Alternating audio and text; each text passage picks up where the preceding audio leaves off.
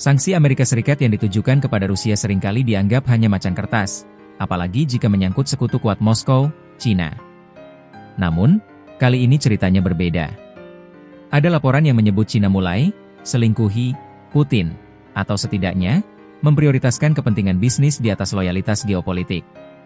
4 perusahaan minyak besar milik negara Cina, termasuk PetroChina dan Sinopec, dikabarkan menangguhkan impor minyak Rusia yang dikirim via laut.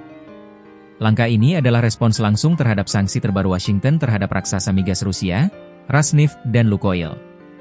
Mengapa perusahaan sekelas Sinopec begitu takut dengan sanksi AS hingga rela meninggalkan diskon minyak Rusia?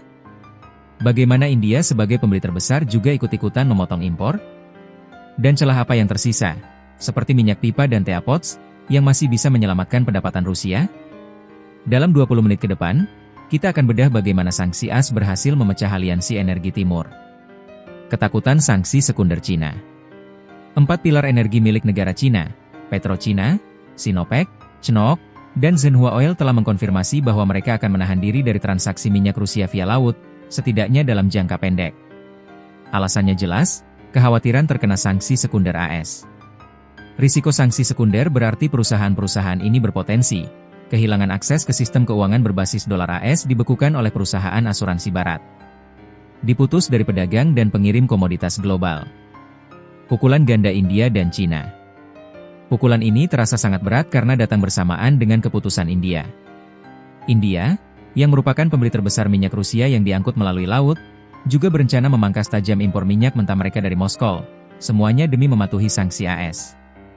Rusia, yang telah mengalihkan sebagian besar minyaknya dari Eropa ke pasar Asia, kini kehilangan 2 pelanggan terbesarnya secara mendadak. Dampak pasar, penghentian pembelian ini akan menekan pendapatan ekspor Rusia. Dampak harga global, langkah ini akan memicu kenaikan harga minyak global karena India dan Cina dipaksa mencari pasokan alternatif dari Timur Tengah, Afrika, dan Amerika Latin, yang akan mendongkrak permintaan minyak non-sanksi. Celah yang tersisa, teapots dan pipa. Meskipun berita penangguhan ini dramatis, masih ada celah yang membuat Rusia tetap bertahan di pasar Cina. Kilang independen, Teapots Cina mengimpor sekitar 1,4 juta barel per hari minyak Rusia via laut, namun sebagian besar dibeli oleh Teapot Refiners, kilang independen. Para pedagang percaya kilang-kilang kecil ini akan menunda pembelian untuk menilai dampak sanksi, tetapi kemungkinan akan melanjutkan pembelian melalui loophole, celah hukum.